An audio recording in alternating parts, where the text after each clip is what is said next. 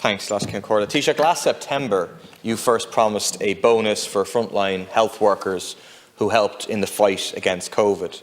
7 months on, not a single cent has been paid out, and now many workers are finding out that they either won't qualify for the full bonus or won't get anything at all due to the Scrooge-like terms and conditions that are being applied.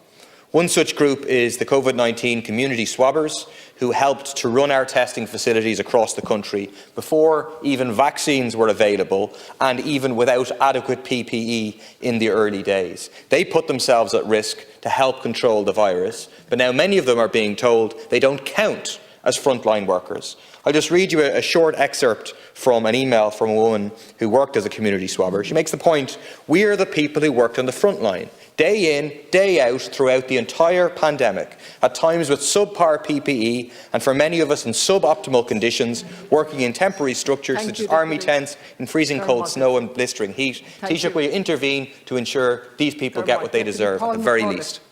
And Deputy Murphy raised the issue on the bonus for healthcare workers.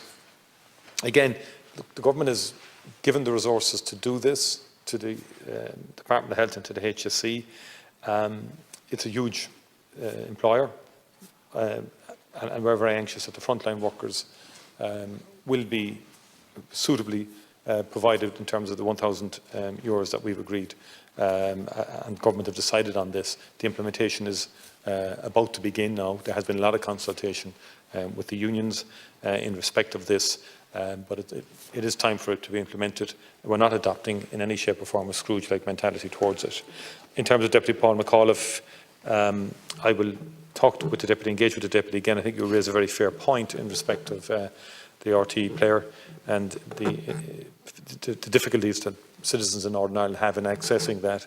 And I'll engage with you and to see what we can do to work with the national broadcaster with a view to being of some assistance if that is indeed possible. In relation to Deputy Barry leaving certificate reform, I think it's very radical what Minister Norma Foley has announced today. I think it's a watershed moment in terms of the history of the leaving certificate, and there will obviously be continuing engagement with stakeholders. The NCCA have published the various principles governing the reform, and to have 40% being dealt with by continuous assessment is a massive change. Will require a lot of in-service training as well in terms of the models of assessment, the whole science of assessment, which is quite involved and which teachers in terms of a state exam wouldn't have had perhaps the same level of in-service training on that as will be required. And I think it's very exciting that we have a new subject on climate change now coming into the curriculum, along with drama, film and so on. And